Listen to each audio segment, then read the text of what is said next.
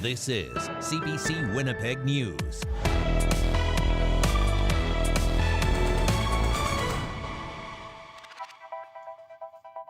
Good evening. Thanks for joining us. Two cabinet ministers whose offices have been vandalized and hit by fires are speaking out. Nahanni Fontaine and Bernadette Smith say the incidents have taken a toll on staff and on their own mental health. And while the incidents have been condemned on both sides of the chamber, there remains division over calls for Fontaine's removal from cabinet in the wake of what happened. CBC's Josh Crabb reports. Thank you, Miigwech. Thank you, everyone.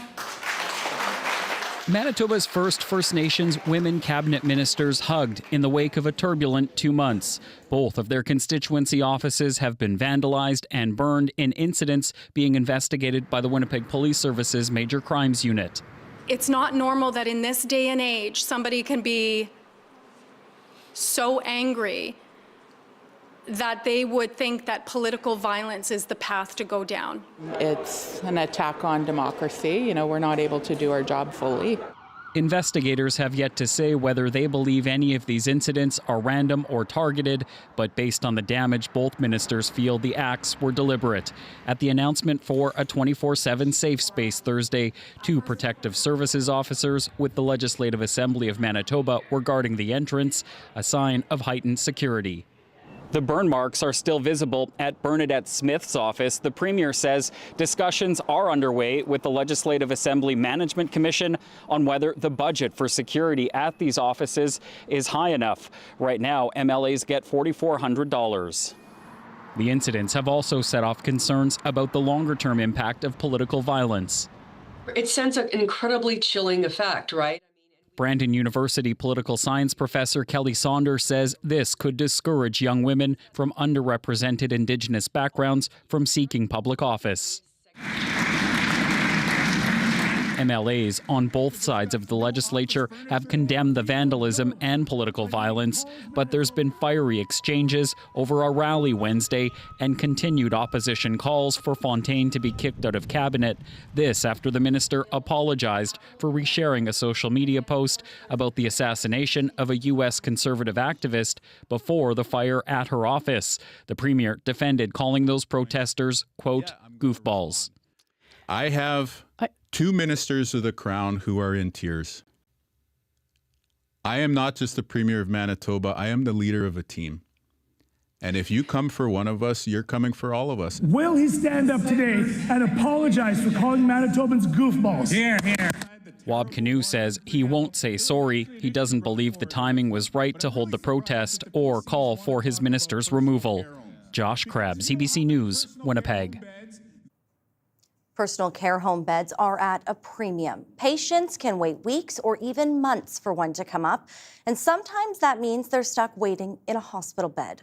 But CBC News has learned one Winnipeg nursing home stopped admitting new patients for months, all because of a funding dispute with the health region.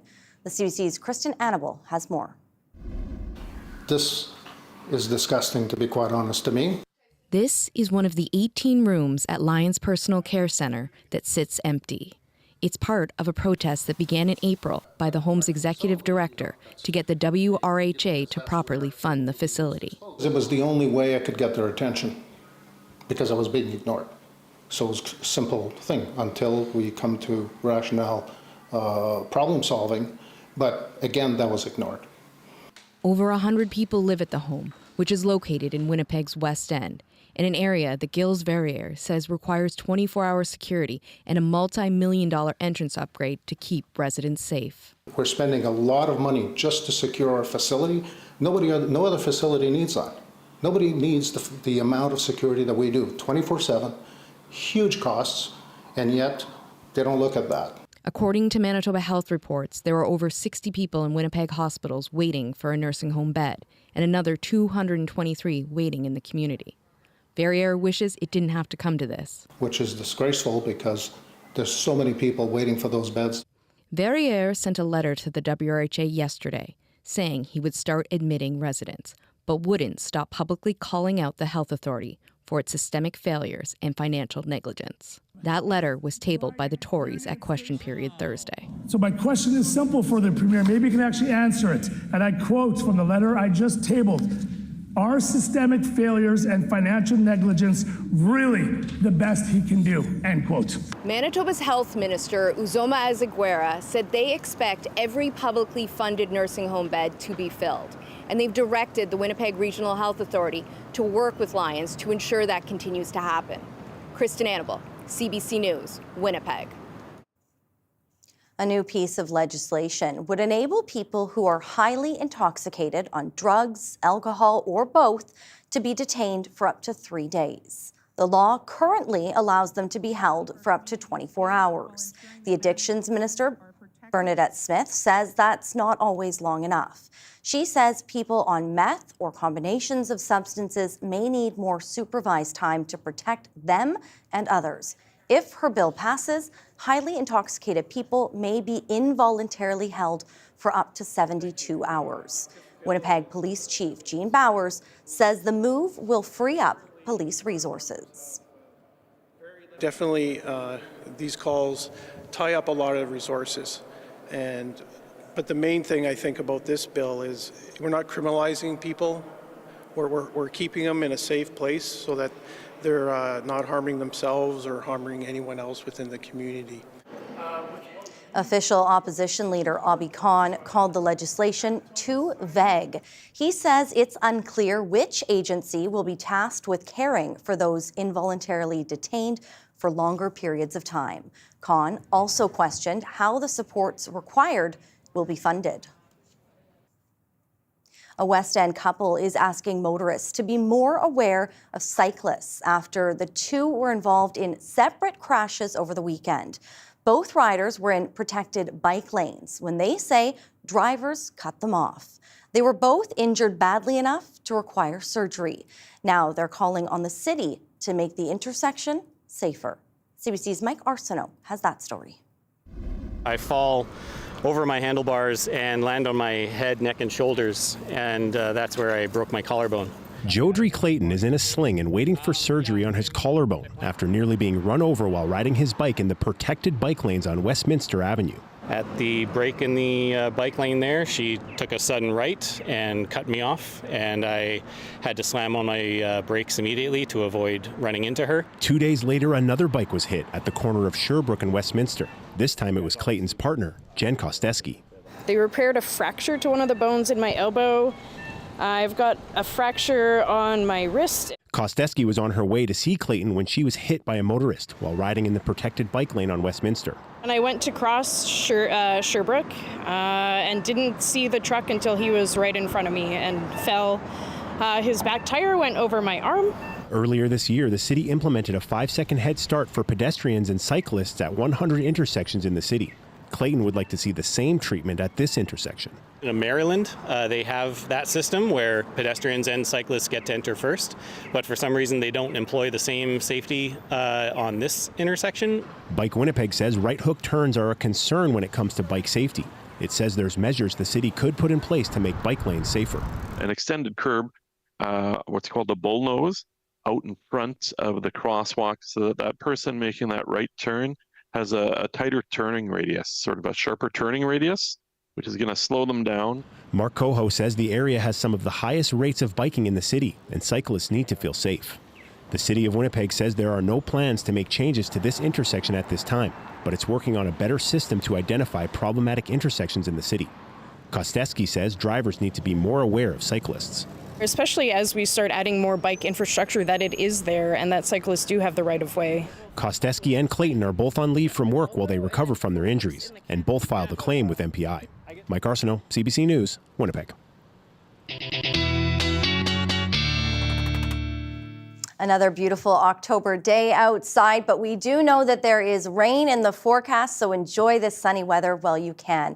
Riley is off for the next couple days, so let's check on our forecast with weather specialist Helena Mahalik. It has been a hot start to October. The first day of the month even broke heat records. Let's take a look and see where those were. Places like the Paw got up to 26 degrees, breaking records previously set in 1922. Many other places also got to 25 degrees, breaking records previously set in the 90s. The second day of October was no different. Places like Winnipeg and Steinbeck getting close to 30 degrees in October. The north wasn't quite as warm, but we are still seeing temperatures in the mid-teens. As we look ahead to Friday, we are going to see a mix of sun and cloud all throughout the day. As we get into our morning, we are going to see temperatures in the low teens, but as we get into the afternoon, we're jumping up into the 20-degree mark with some wind as well. And Brittany, I'll have a look at your full forecast coming up. Still in the 20s. Thanks, Helena. Well, some residents in one sprawling Winnipeg subdivision are voicing opposition to a new development. Why some want the city to go back to the drawing board. More on that straight ahead. Stay with us.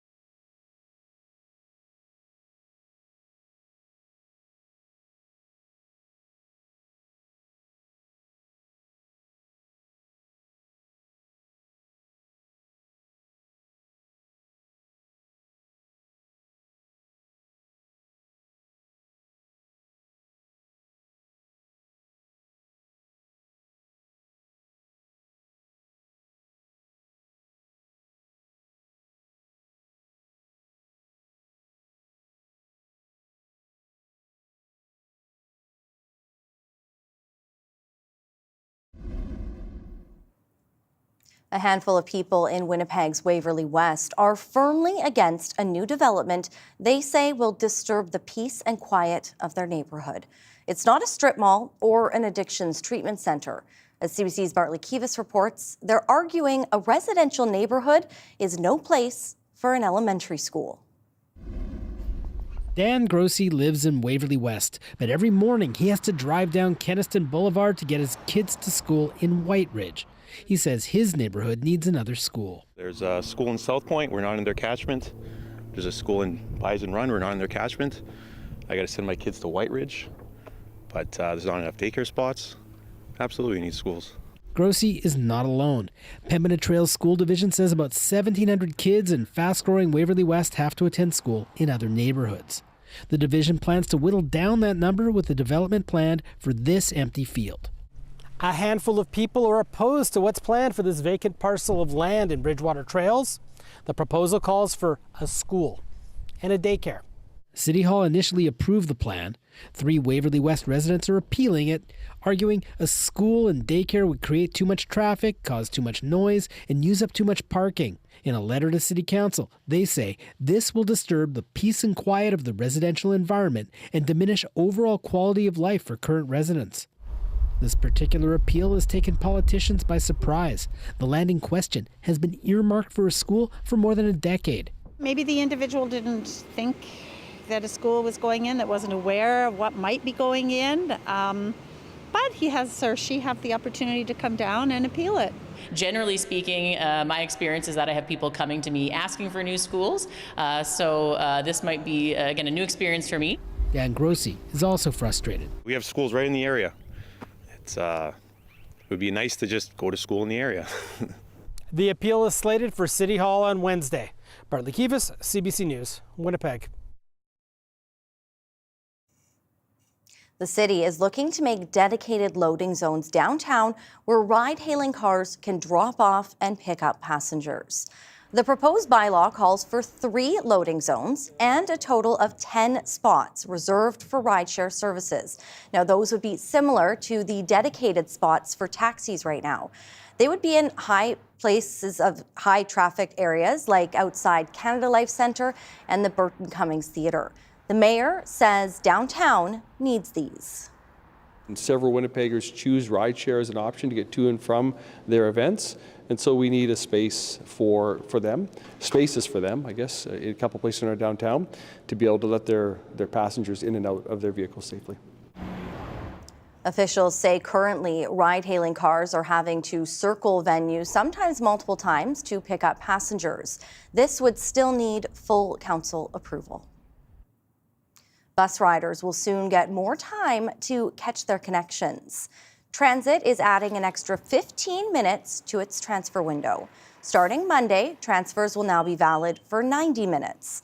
The city says it's making the change based on rider feedback. It says this will help make the service more convenient and reliable. It's being called the first of its kind safe space for Indigenous women, girls, and Two-Spirit people in Winnipeg, and it's set to open next summer. The lodge on Selkirk Avenue will provide immediate short-term safety and stabilization for Indigenous women at risk of violence, homelessness, or exploitation. It will have 8 private bedrooms and a kitchen space and feature cultural supports and a dedicated crisis response line and a transportation service to take people to the site. It is a space where women can come as they are and be held with compassion, without judgment, day or night. Minawayak Ikwak means all women doing well, and that is the intention behind every part of this space. People will be referred to the lodge and will be able to stay there for 24 to 48 hours to transition to other housing and programs. Striking Canada Post workers and labour activists took over a major downtown intersection this morning to protest proposed changes to Canada Post. Roughly 100 members came out to rally at Portage in Maine. Canada Post workers walked off the job nearly a week ago. The strike has stopped mail delivery across the country. Canadian Union of Postal Workers represents more than 55,000 postal workers. The union is trying to negotiate a new contract, but it also opposes proposed government budget cuts that include ending door-to-door delivery and closing some rural post offices. Members say the changes should worry all Canadians. We want to be heard. Our voices need to be heard, and you know what? The public needs to speak out, speak to their MPs. I mean, it's hands off our post office. This is your public service. We need to protect it for all Canadians. Canada Post is on track to lose more than $1 billion in 2025. Now, despite that ongoing Canada Post strike, there's still some mail that's moving. Starting Friday, important documents will be taken to distribution centres where you can pick them up. Critical letters such as court orders, educational materials, medical supplies, and resources needed to maintain healthcare services are included. Further information on locations and hours can be found on the province's website.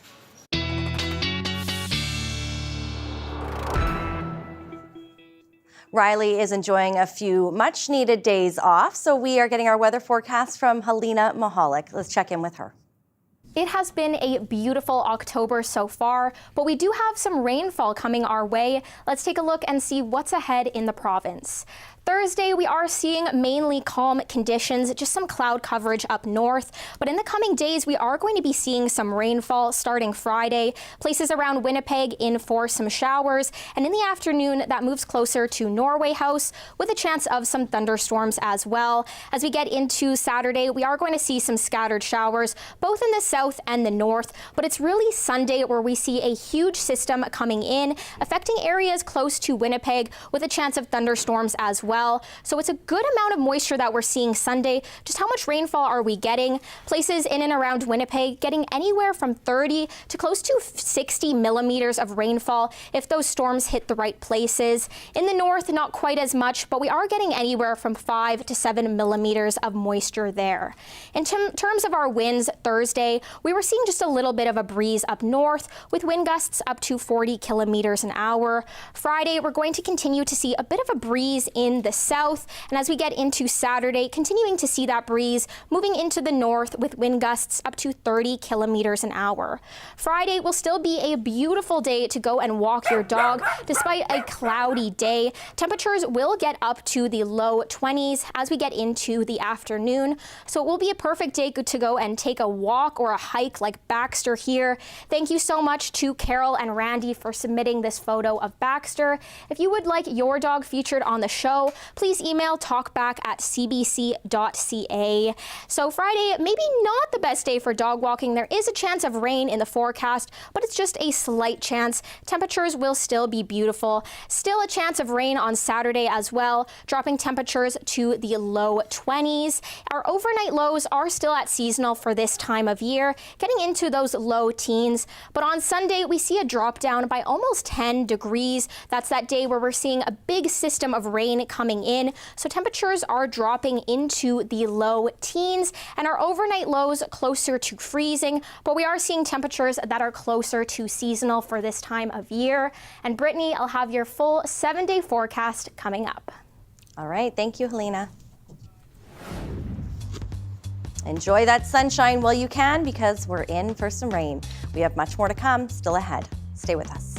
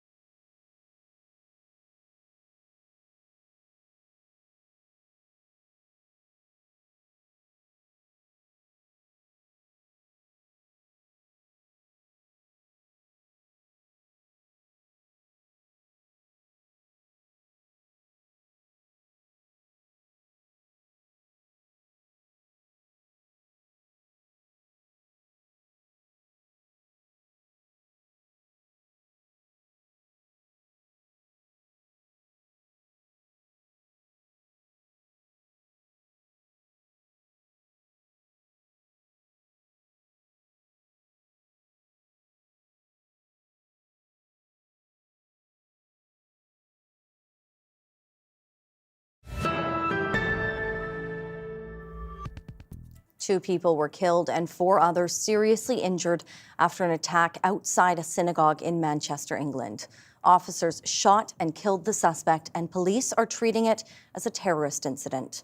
CBC's Briar Stewart has the latest. The moments after the holiest day of the year for the Jewish community was violently shattered. This video was taken after a vehicle rammed into pedestrians. And an attacker got out brandishing a knife. Those looking on were horrified. Someone in the crowd shouted, "He's got something on him." And as I turned round, he was literally stabbing at the synagogue window. Police say at the time they believe the attacker could be wearing a bomb. He was shot dead and later identified as a British citizen of Syrian descent. Counter-terrorism policing has declared this as a terrorist incident. 2 people were killed and 4 others were taken to hospital. It's believed one of those stabbed was a security guard. I lived here for like 7 years.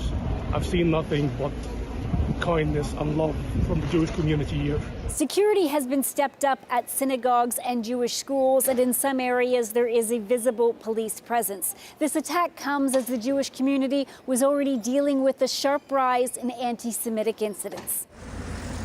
The disturbing trend began nearly 2 years ago in the wake of the Hamas-led attack on Israel on October 7th and Israel's ensuing war in Gaza.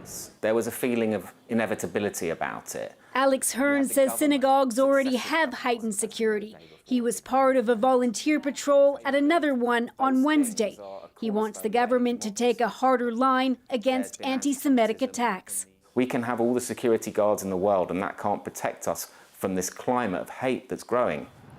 The UK's Prime Minister called an emergency meeting and is trying to reassure the Jewish community. I will do everything in my power to guarantee you the security that you deserve. The police are continuing their investigation. They searched houses near the synagogue and said they've arrested 3 individuals on suspicion of helping to prepare and instigate a terrorist attack. Briar Stewart, CBC News, London. 2 years of war in Gaza has largely taken the spotlight off the other front of the Israeli-Palestinian conflict in the West Bank. But confrontation there has continued, with the Netanyahu government threatening to annex more of the territory. The CBC's Paul Hunter reports from the occupied West Bank. On a hillside along the Jordan Valley in the occupied West Bank, Ibrahim Salameh surveys the rubble which, until 2 weeks ago, was his house. He lived here until the day Israeli forces pulled up with heavy equipment and flattened it, saying he had no permit. My life is over, he told us. I'm unable to feed my children. I was unable to protect my home. There's nothing I can do. Salameh, a farm worker, is far from alone in his worries. The broad fear in this region, as the world's attention is focused on the Gaza Strip, is that Israel is slowly, surely moving toward taking much of this, toward annexing the fertile lands farmed by Palestinians for so long. Israeli Prime Minister Benjamin Netanyahu pledged as much back in 2019 with a campaign promise to take the Jordan Valley, a notion Israeli politicians had talked about for decades. Though facing international condemnation for that, Netanyahu has not followed through. But meanwhile, Israeli forces regularly demolish Palestinian structures here, often, it says, to enforce building regulations. Azim Haj Mohammed, mayor of the village of Furush Beit Dajan, with his own pile of rubble, what was meant to be a civic building, knocked down earlier this year, he says, by Israeli forces, again citing permit issues. We say that we're on our land, he says. We're in our homes. We will keep this land and we will not leave it. Echoed at this fruit farm a few kilometers away, where owner Mohammed Sadeh, who supplies dates for clients in Canada and worldwide, told us Israeli forces raided the place this week, leaving it intact, but his workers rattled. We want to live in peace, he says. We don't want to start a war. We want our children to live, to have rights like anyone else around the world. All of it's left Palestinians here with a simple message to Israel. What do you say to Benjamin Netanyahu? What have we done? He says. Why is this happening? Paul Hunter, CBC News, in the Jordan Valley in the occupied West Bank. The Liberal government has unveiled the new Defence Investment Agency. It's aimed at speeding up the purchase and delivery of military equipment. David Thurton has the details from Ottawa. With the threat landscape changing, Ottawa says the way it arms the Canadian Armed Forces is changing as well. This is a step change in the way we do this. Many governments have talked about it, and over the last couple months I've realized why it never got done, because it was very, very difficult to do. The Secretary of State in charge of defense procurement explains how the new Defense Investment Agency will work. Rearming and reinvesting in the Canadian Armed Forces, he says, through one agency. On day one, fragmented oversight is now gone because it's one spot looking and working on all the procurements, and duplication of effort is eliminated. Buying military equipment until now involved several different federal departments. We just need to make sure that it is equipped and resourced and given the necessary authorities to make decisions quickly. Quickly, because the Prime Minister has promised to ramp up military spending fast to meet the NATO targets. 2% of GDP this year, then 5% by 2035. We had more than an initiative. All while promising the forces more say in what it needs and buying Canadian instead of over-relying on U.S. suppliers. Having more contract in a fastest way will help us to put in place production line to increase the capacity of the industry, such as the drone industry like ours. The government is turning to this longtime Royal Bank executive, Doug Guzman, to be the defense agency CEO. Having one of Mark Carney's banking buddies run it, who has no expertise at all in national defense or in procurement, will change the course of action. We wanted to make sure it's not another layer of bureaucracy. Liberals say this new agency is also about aligning with our allies, matching other countries that do the same. David Thurton, CBC News, Ottawa. Health Canada says more than 5 million Canadians are now covered by the federal dental care plan. But the latest data reveals nearly half those who are eligible have not visited a dentist. Minister Marjorie Michel says the program helps families save money. Close to 2.8 million have already received care, saving them on average close to $800 per year. It's been 6 months since the federal government expanded the program to cover those aged 18 to 64 years old. To qualify, you must have a household family income of under $90,000. Health Canada says close to 100% of active dentists, hygienists, and denturists are now treating patients through the program. That's a significant jump after initial uptake from dentists was low.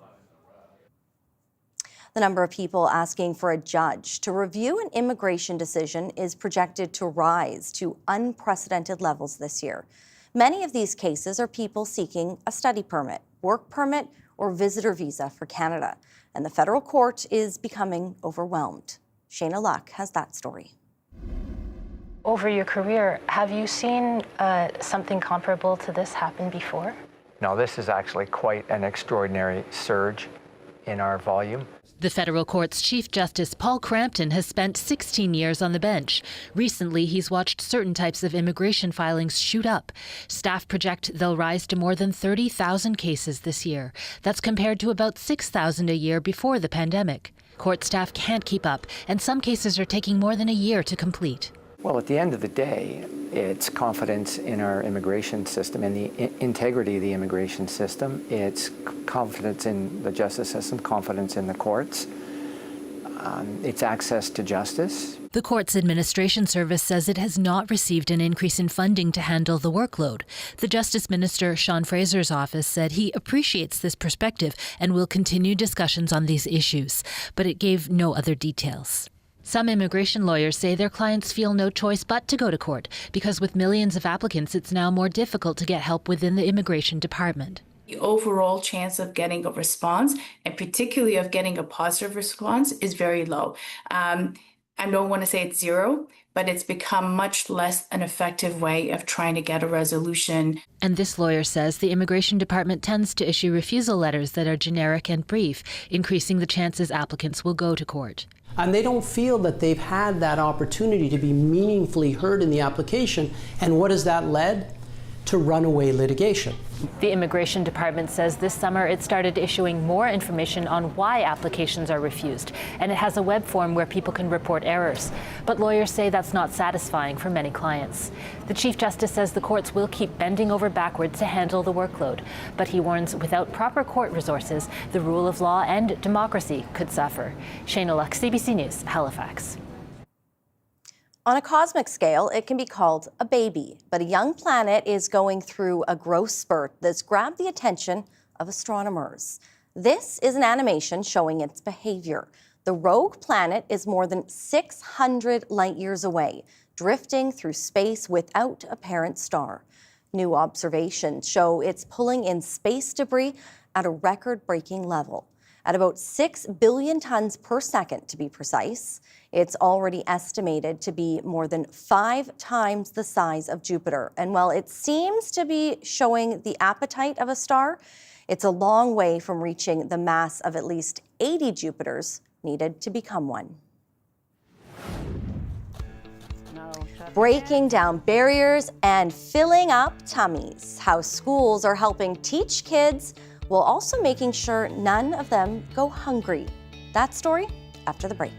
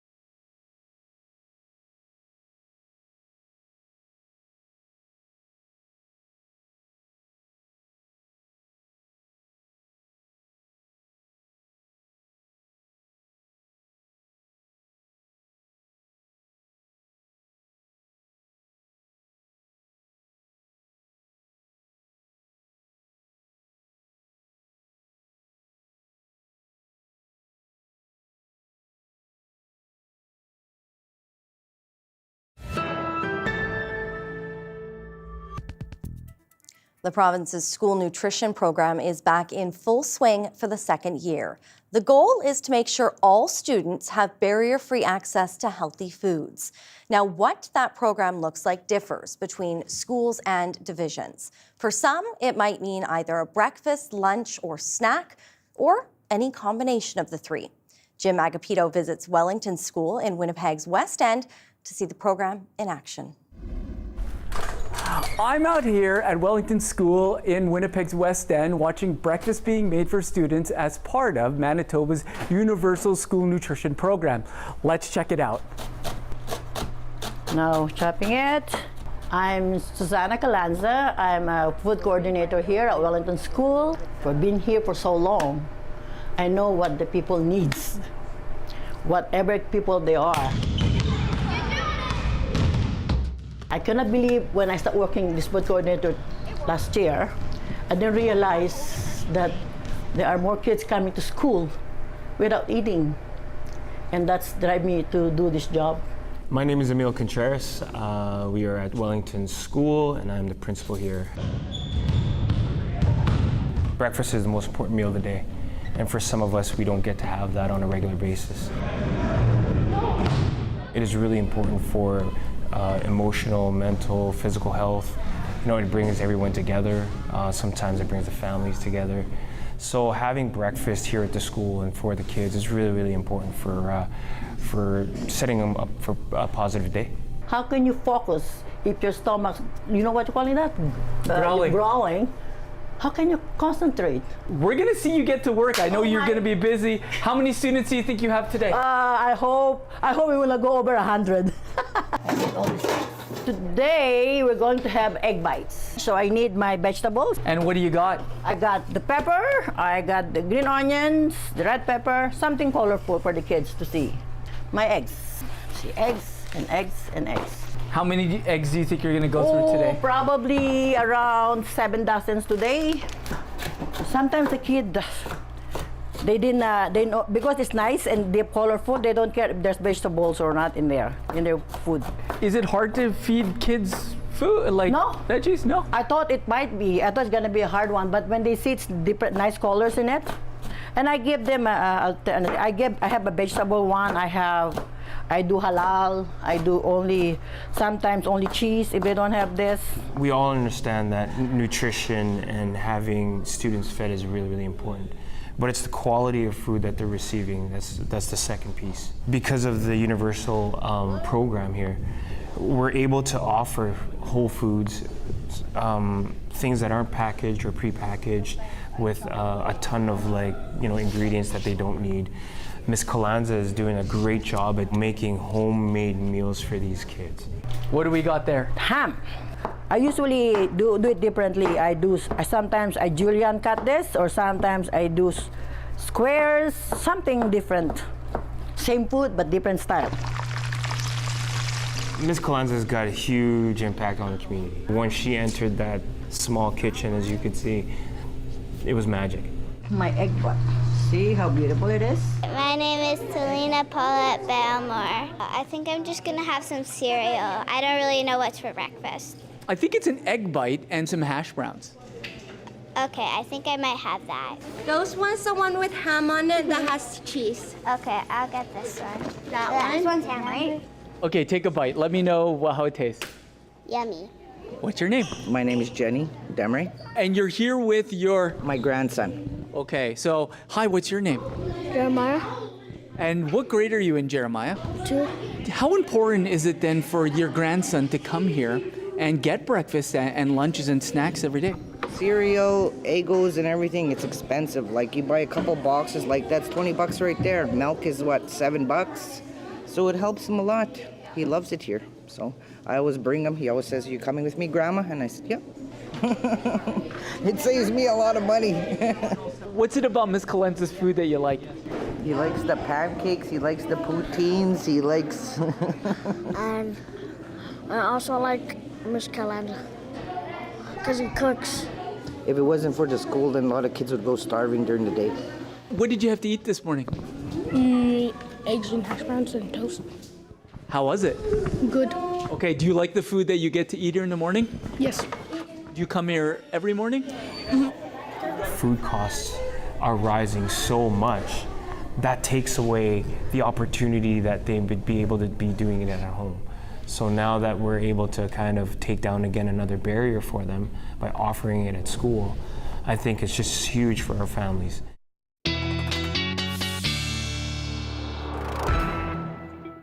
So important to keep those tummies full so they can learn properly. Well, time now for a check on our forecast with weather specialist Helena Mahalik. It's hard to believe we're getting some rainfall into October, but we did have a lot of moisture in September as well. Let's take a look and see just how much moisture we got. Places like Dauphin got 100% more moisture than what's typical for the month. But on the flip side of that, you had Churchill, which had its 9th driest September on a record. In terms of our temperatures, we were a good 3 degrees above seasonal for the month, making many places have its 3rd or 4th warmest Septembers on record. And that trend continues into October. On the 2nd day of the month, places like Winnipeg and Gimli close to 30 degrees. The rest of the south hovering in the mid-20s as well, making for a warm and beautiful start to the month. Things a little bit cooler and more seasonable in the north. We have places like God's Lake, though, and Norway House that are closer to the 20-degree mark. Other places like Churchill and Lynn Lake have dropped to the single digits, but are still above seasonal for this time of year. In the next coming days, we are going to continue to see our temperatures change. On Friday, the south is going to be in the low 20s and the north is going to stay in the teens. That trend continues into Saturday, which is our last day of this warmer weather. As we get into Sunday, you're seeing the reds completely disappear from the map. We're seeing a drop down of almost 10 degrees. The south is going to stay in the low teens, but the north is dropping down into the single digits. As for southern Manitoba, Thursday evening, we are going to see some rainfall. Temperatures are still going to be quite warm, though, hovering in those low to mid-teens, so above seasonal for this time of year. In the north, you do have places that are dropping close to freezing with some rainfall, like Thompson and Lynn Lake. Other places still a little bit warmer as well. As we look ahead to Friday in the north, there is a chance of some rainfall for places like Grand Rapids, but the rest of the north still going to see some sunshine and temperatures in the mid-teens. In the southern part of the province, temperatures still quite warm despite a chance of some rainfall. Places like Emerson even closer to 30 degrees, and Winnipeg itself still hovering in those low 20s. So still a beautiful day to get outside and enjoy some fall activities. So Brittany will be sure to enjoy the beautiful weather tomorrow. All right, thank you, Helena. Well, with a big birthday coming up, a Saskatchewan man wanted to do something special, and he splashed upon a novel idea, jumping into one lake for every year he's been alive. Scott Larson has his story. It was a birthday challenge for a milestone year, 70 lakes for his 70th birthday. Gerald Siemens got the idea back in the spring while traveling with his son Matthew, who runs an online directory of Saskatchewan's more than 100,000 lakes. So we were visiting all these lakes anyways, and I like to swim, so I just thought, boy, if I could jump into 70 of them, that'd be kind of a fun thing to do for my 70th birthday. Matthew says he thought it was an audacious plan at first, but soon was planning different routes to get to as many lakes as they could. Obviously, the fires this summer made me change our plans a bit. A lot of the places we planned on going kind of became inaccessible or inadvised for a while, so we had to do a few different routes than we were expecting, but we got her done. Matthew documented their journey. Some of the lakes that we swam in would not be typical swimming lakes. I probably wouldn't recommend them for somebody else to swim in, but they were fun for me to do. I know that I swam in some places that probably nobody else ever will. What makes it even more interesting is that Gerald didn't even learn how to swim until about 12 years ago. I just started as therapy for a back injury, and found out that the best time of the day was when I was in the pool or in the lake, and so I decided to learn how to swim and enjoy the water. Gerald did his 70th plunge at Pike Lake near Saskatoon, where he had 3 of his grandchildren join him. He says that was one of the highlights of the adventure, along with being able to share it with his son. Not everybody lives nearby a really top beach area, but everybody lives near a lake in Saskatchewan that they can get to do something for sure. Gerald hopes to explore and possibly take a dip in more lakes next summer. Scott Larson, CBC News, Saskatoon. Still ahead, a title that might just be the missing piece for this jigsaw puzzle enthusiast. That story, plus your final check on the forecast ahead.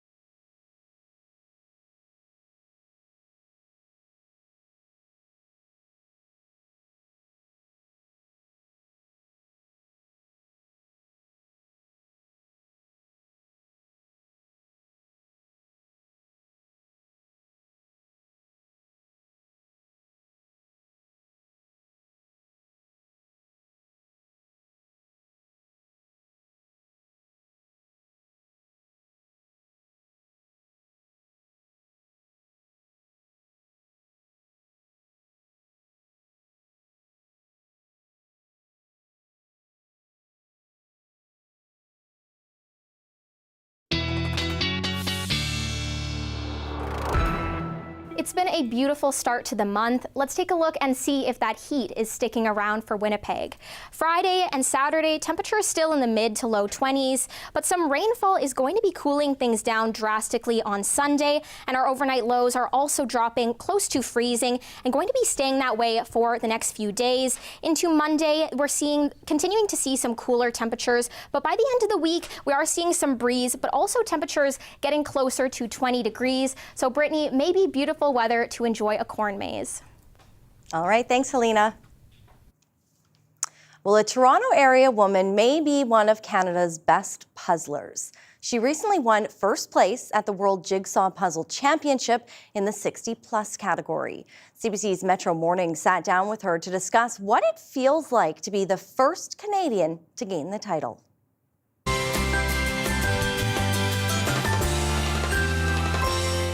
And our winner, the best over 60s puzzler of this year from Canada, Vicky Richardson. I am so proud to be the Canadian that was up on the podium, and it's so exciting, almost surreal, just a fantastic experience. I sat on my father's knee as a young child doing jigsaw puzzles and just continued doing jigsaw puzzles. But then, of course, when I was in post-secondary and then getting married, having a family, jigsaw puzzles went to the side. A few years ago, I picked it back up again and started puzzling. How do you prepare for something like this when you don't know the puzzle you're going to get? You just practice, practice, practice, many different kinds of puzzles. Over and over, record your time, try to turn over the pieces as quickly as possible. Do you have a gazillion puzzles at home? I have a good puzzle library, yes. Puzzle library, that says something right there. And you've brought that puzzle. Yes, I did. Okay, and describe it for me. It looks complicated because there's a lot of black space as well. Yes, the championship puzzle was very difficult, I would say. Took a lot longer than I would expect. Lots of black areas. It was designed specifically for this competition, so it's unreleased, not available in Canada. How long does it take? This puzzle took just over an hour, but normally... That's how long I would take just turning the pieces over so that it's all the right order. Yes. Yeah. I want to know more about this puzzle library and just how many are in that. Well, that's it for us here tonight. We'll see you back here tomorrow. Have a wonderful night.